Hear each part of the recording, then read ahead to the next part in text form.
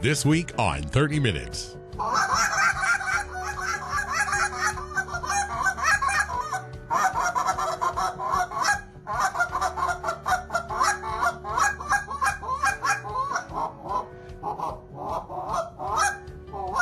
If you speak goose, then you know we're going to be honoring world champion goose caller Kelley Powers, a 1997 graduate of Union City High School and the honored speaker at this year's Top 10 Banquet. By the age of 21, Kelley had already won the World Goose Calling Championship and the World Goose Champion of Champions, forcing him to retire with nothing left to accomplish. He's also won the international contest, followed by the Masters, World Open, and later the Worldwide, which are all of the major contests in goose calling, and he's the only person to ever achieve that feat.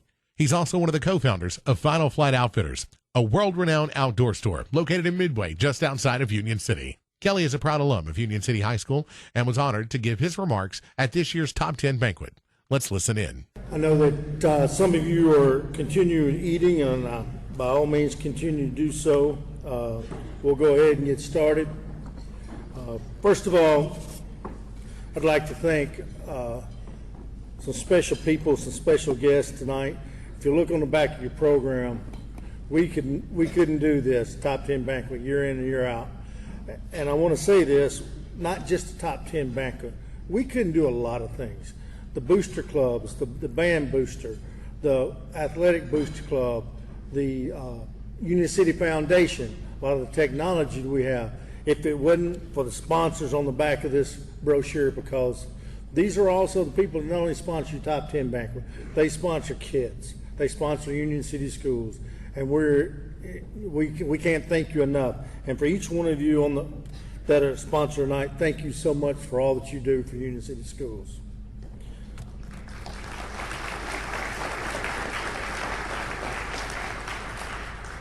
Also, I know tonight we have the mayor here tonight and the city council. I know that's why we was waiting a little bit long, because Coach Barnes is still talking and still eating. That's why we waited a little bit longer. But the city council, for all they do, some of you may not know, up here at the front table over here, Mr. Johnny McTurner, he's our new city manager. He is great to work with for me and the Union City School Board. We're really appreciative of all he does. And also the Board of Education. I know most of them are here tonight.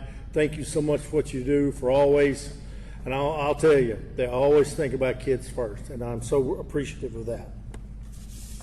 Also, special guest tonight of Mr. Powers is his wife, Mallory. In case he gets up here and says he wasn't in top 10, we have proof that Mallory was. No, we got to show him. We dug it out of the archives. That's right.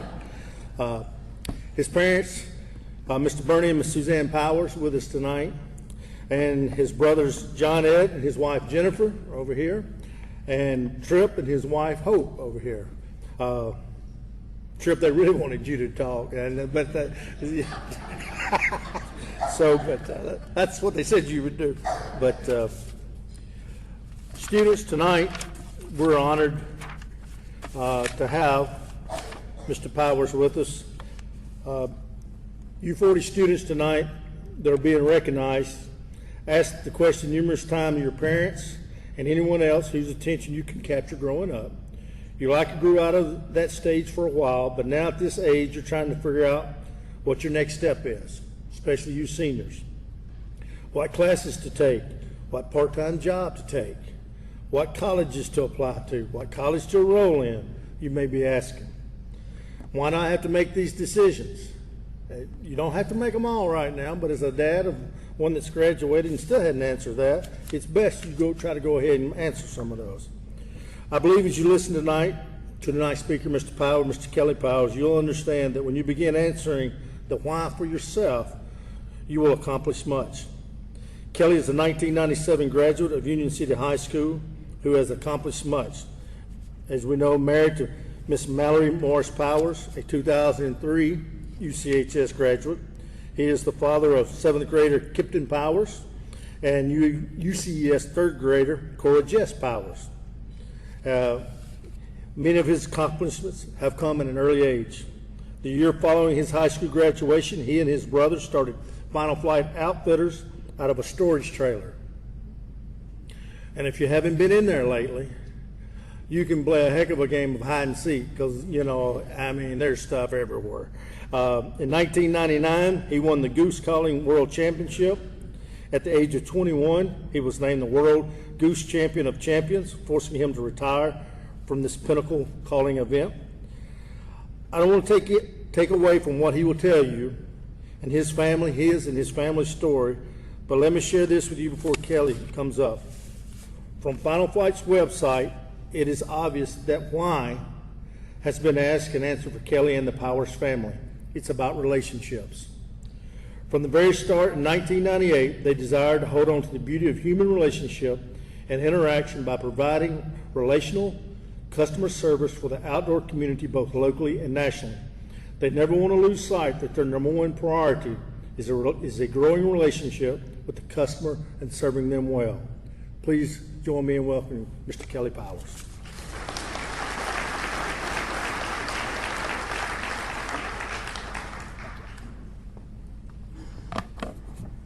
A little bit of housekeeping. Mom and Dad, I told you growing up I would never make a top 10 banquet, and it's taken me 45 years, but here we are. My mother informed us that we set a family record that all three of her boys are at a top 10 banquet. That has never happened before, obviously.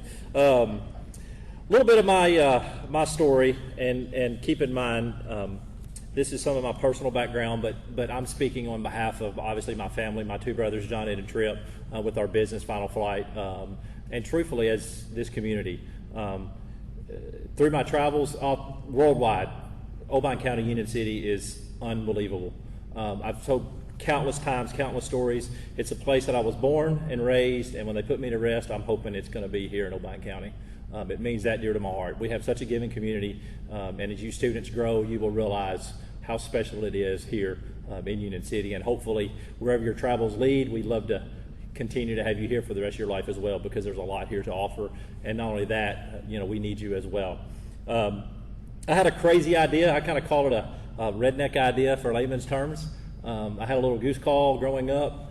Farming community, farming family, and waterfowl hunting go hand in hand, and I wanted to get involved in the outdoor industry.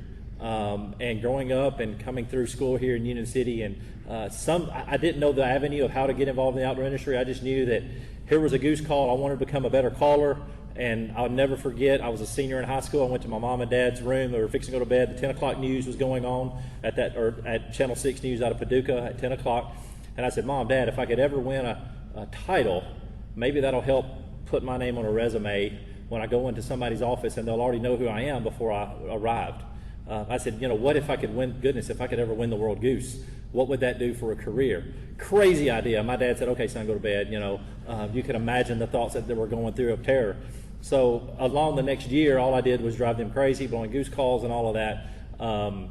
Started college at the University of Tennessee at Martin. Going through that, friends were going out at night, being involved in social atmospheres and all the stuff.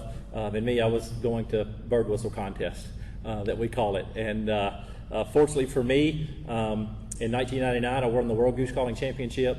Followed that in 2000 at the Champion of Champions, which up until then, you can only compete in the Champions if you won the world previously. And there was some strategy of saying you ought to not compete in it just because, maybe try to win the world title 3 times. And I don't want to take anything for granted. Fortunately, I didn't think I would have the chance to win the Champion of Champions title, and that happened. And then, that kind of started my career per se. Even though I was retired from the world, there were other contests that I could compete in. So I kind of had a checklist. I wanted to win them all. And the competitive nature, I want to go through that. I want to win the U.S. Open. I want to win the Masters. I want to go after all of them. And I was a very, very competitive person. And fortunately, I had some failure, but fortunately along the way, I was able to do that. And for me, around that time that I started calling contests, we were going to these shows and we could see a lack of representation from some manufacturers. Duck Commander was one, Higdon Outdoors, Tim Brown's Calls, Outlaw Decoys.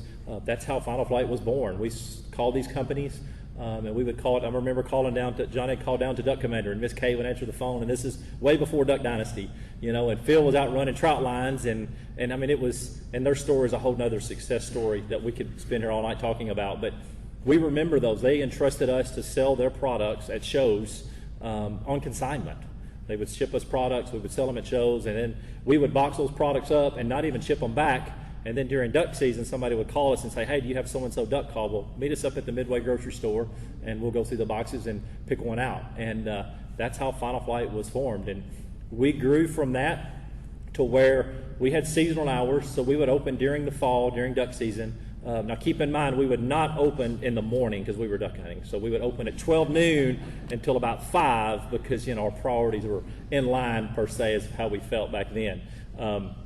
But that continued on until we started opening from 8 to 5, and then now it's we're 7 days a week, 365 days a year, basically. And we have seasonal hours during the duck season, but it's now from 8 o'clock until 8 p.m.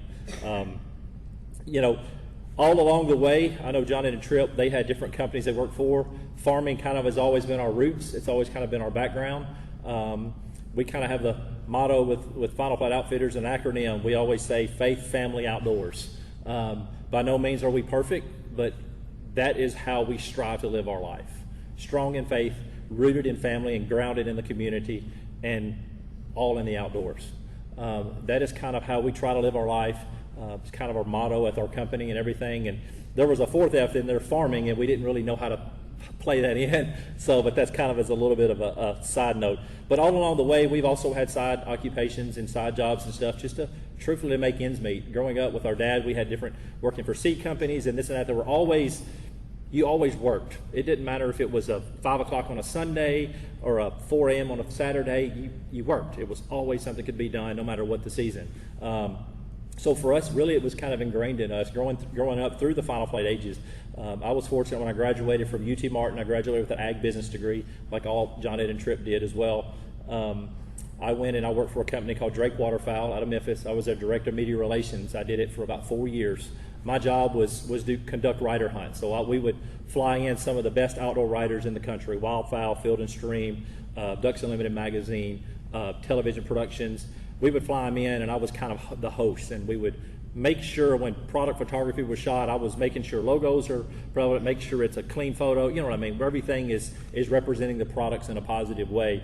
I did that for 4 years, and then after that I actually went to work with Higdon Outdoors and as a consultant during that time, and I still work for them today. But during that process, I worked with a company out of Baltimore, Maryland called Under Armour, which was very, very eye-opening. I was considered an outdoor athlete, as this athletic dad bod you might see, but that's what they called us because on the athletic side they had the Ray Lewis and the Tom Brady's and all that. Well, I was kind of the outdoor side of that. But at one time I was there, they introduced me at an event as their longest tenured athlete in the company, which I didn't know if that was good or bad, but I didn't make nowhere near the endorsement money that the other athletes made. But that was an interesting company because I got to see the side of things, especially from an outdoor industry, and not only that, from a publicly traded company side, that was really eye-opening. And one of the founders, Kip Fulks, and he was the biggest hunter of the group, where the other founders weren't necessarily big in the outdoors. But Kip was, and he was very passionate about it. And to be with him and to hear the Under Armour story of success and of failures, I learned so much. And I'll never forget, we were crossing the Bay Bridge, and he was telling me this story in Maryland of when Under Armour got founded. They maxed out their American Express cards. He said, I remember literally answering the phone saying Under Armour, and the customer was mad because their product wasn't shipped, and they would say, well, can I, shipping and receiving, and he'd say, hold please, and put them on hold. This is shipping and receiving, because that's how companies are made. You're not just, it's blood, sweat, and tears, roll your sleeves up, get to work. Monday through Sunday never ends. And I'll never forget those stories with him.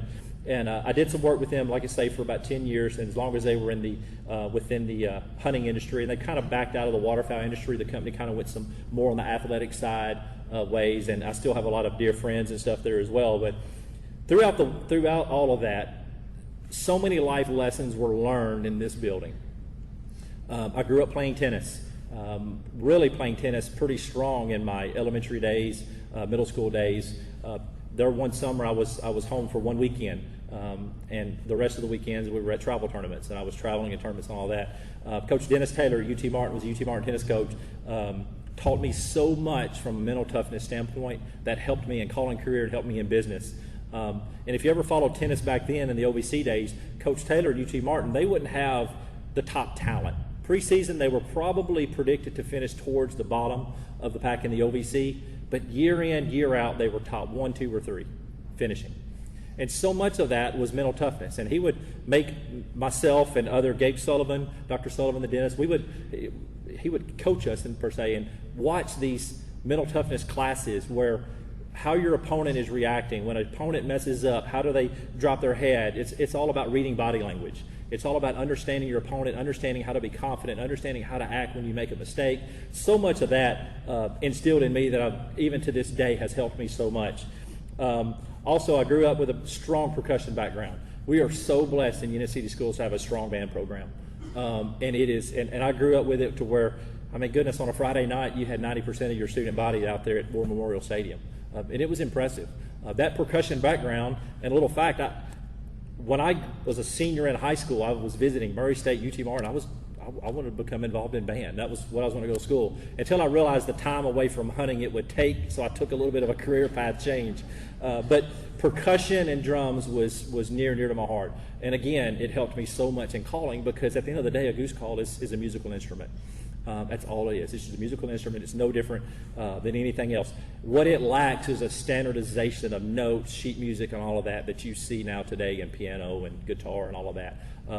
I did a podcast with Ducks Unlimited last week, and I said, when I'm dead and gone, I hope 50 years from now somebody could pick up a sheet of paper and there's goose calling notes that's written down, and it's a common standardization that's understood worldwide. Or duck calling notes, because right now teaching kids learn how to blow a duck or goose call or turkey call, that is missing, and we have that in other musical formats.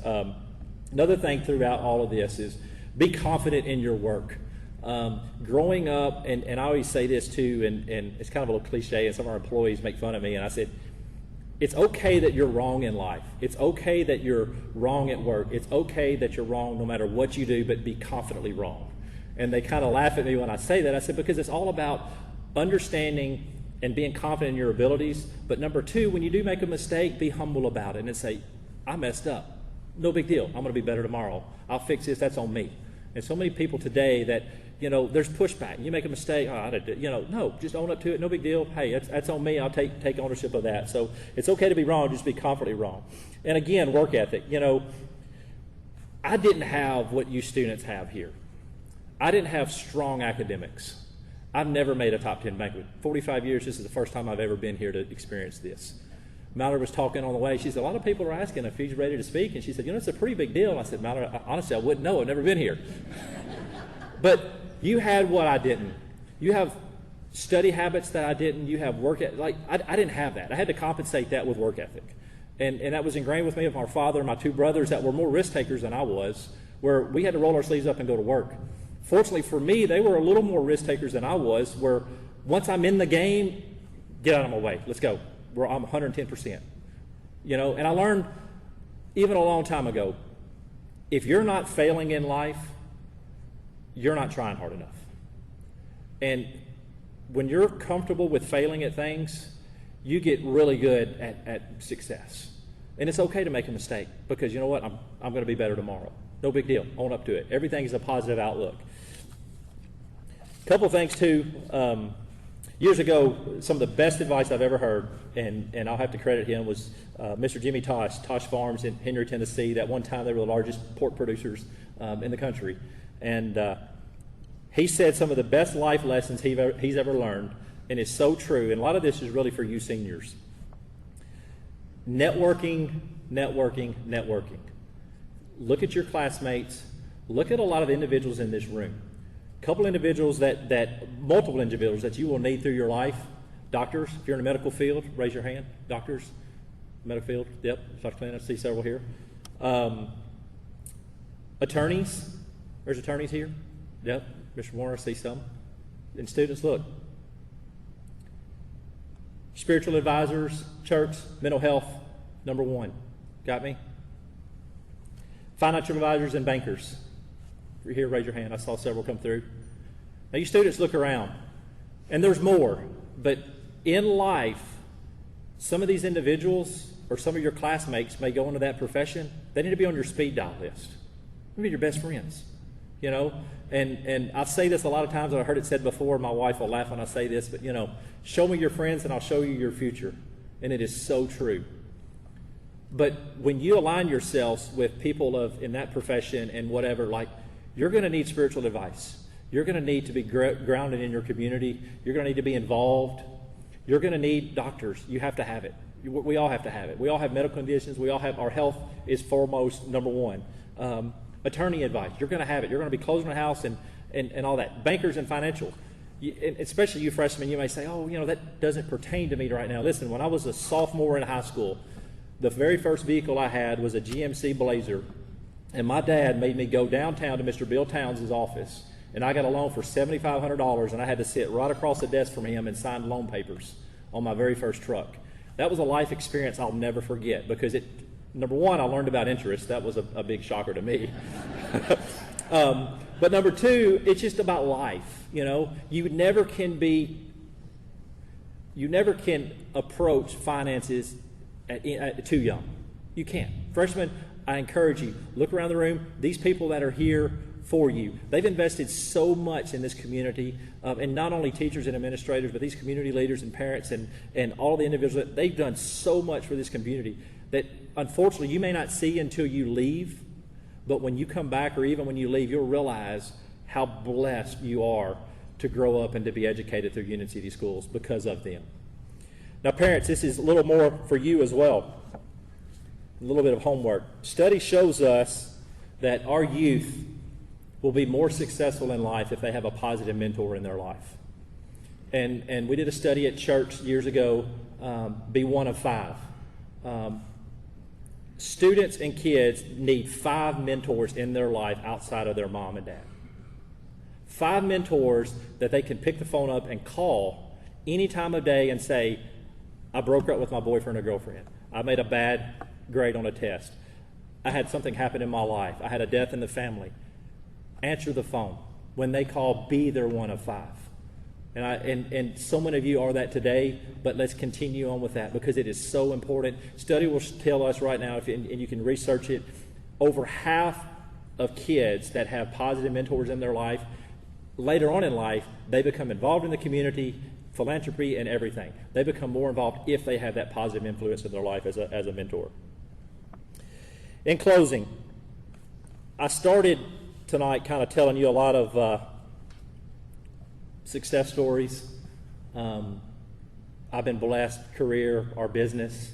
You know, I work for a company called Higdon Outdoors and Power Calls that I helped found, and we travel all across the country and we film videos, and it's on network television. You watch our hunting shows and all of that, and what you see is edited footage. You don't see the B-roll. You don't see the stuff that gets cut. And kind of what I gave you at the beginning of this was, it was the good stuff. It was the juice. It was the success stories. What I didn't tell you was the failure. You know, throughout my calling career, there were ups and downs. More importantly, the biggest defeat I've ever had in my life was in 1998, the very first year I went to the World Goose. There was about 30-something callers. I came in probably the bottom 5. I got beat, and I got beat bad. It was the worst defeat I've ever had calling contests. I left that event, and I thought, there's no way I'm coming back. Common tendency when you get beat bad or you have a defeat, you want to push back, and you say, the judges didn't like me. They didn't like my style. Any excuse in the books you want to throw at them because you don't take ownership. You don't take that ownership. I wasn't going to go back until call maker Tim Grounds and my father had kind of colluded behind my back, and my dad came to him and said, you know, I'll pay your way if you'll go back and give it another chance. It was that summer that I realized that, you know, there was opportunity in failure. There's opportunity in defeat. Just because the road goes left and I thought it was going to go right, you know, I didn't see the opportunity there. I embraced it. I took ownership of it. I said, no, you know, those judges were right. I should have gotten beat. I wasn't good enough. I went back and I went home and I wrote my whole routine down on a sheet of paper, and I practiced that like no other. The year I went back in 1999 and I won, when I won the World Goose that very next fall, at that time it was the highest margin ever won, the contest won by. And it was at that moment that I realized, you know, no matter what happens in life, and this is not just a kind of a corny goose calling story, but this pertains to anything, whether death in the family, illness, sickness, bad grades, athletics, make a bad play, defeat. No matter what happens in life, some of life's greatest achievements come after some of life's biggest disappointments. Some of life's greatest achievements come after some of life's biggest disappointments. And and I've said this before, and it makes me kind of reference scripture. Good Friday, the story's told, and we all know, when the crucifixion of Jesus Christ on a Friday, when those followers left and hundreds watched and were witness that, there was a lot of disappointment, there was a lot of despair, because they thought, what just happened? We thought that you were Lord. But what they didn't see was 3 days later was one of the most documented and most amazing stories of mankind that was told. And at that moment, they didn't realize that, like some of life's biggest disappointments are followed by some of life's greatest accomplishments. And that is so true today. So no matter where you are in life, no matter where you are with your grades, students, no matter what happens in life, the sun's going to come up over the east side of the school every single morning. And there's always a big event that's going to happen in your life. Thank y'all so much for your time, and God bless.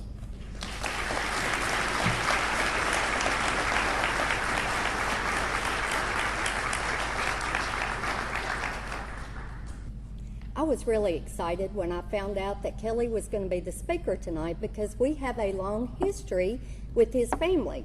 I worked for many years with his mom, Suzanne, and then his wife, Mallory, was a cheerleader on my cheerleading squad at the middle school. And then when I became the principal at the elementary school, she was on my staff there, and I might add, she's a very good teacher. And then Kelley and his family hired my son in his first job at Final Flight. So we are extremely happy that Kelley and Mallory decided to raise their family here, stay here, and give back to our community. And we have a small token of our appreciation from the Union City School System. Thank you. Thank you. Okay.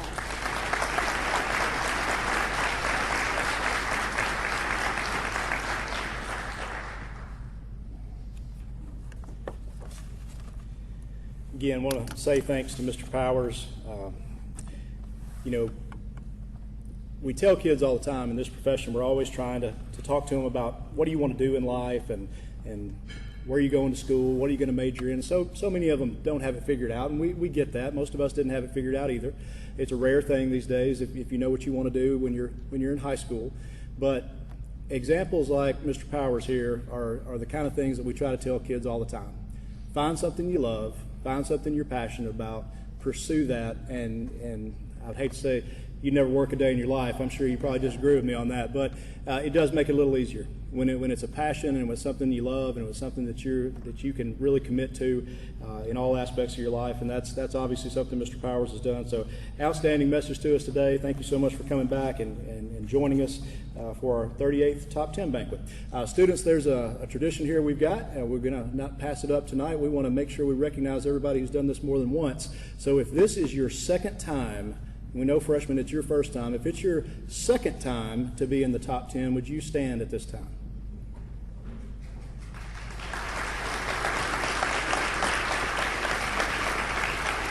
Thank you, guys. Okay, if you've made the top 10 three times in the top 10.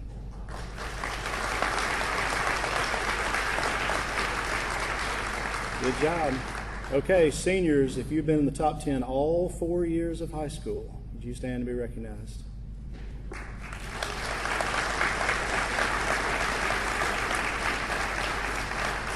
Very impressive. Thank you, guys. I want to thank everyone again for coming. Thank everyone who had a part in tonight and putting this program together. Parents, again, thank you for coming. Sponsors, special guests, everybody, thank you. Powers family, thank you much for joining us. And so feel free to hang around, but that's going to conclude tonight's ceremony. We appreciate you, and have a safe trip home. We thank you for joining us this week for 30 Minutes, featuring Kelley Powers, noted Union City High School alum, from this year's Top 10 Banquet at Union City High School. Join us each week right here on Thunderbolt Radio for 30 Minutes. This program has been pre-recorded. You've been listening to 30 Minutes, a community affairs program on Thunderbolt Radio. You can listen to this broadcast and others anytime by visiting thunderboltradio.com and following the Thunderbolt Radio and Digital YouTube page. Thanks for listening.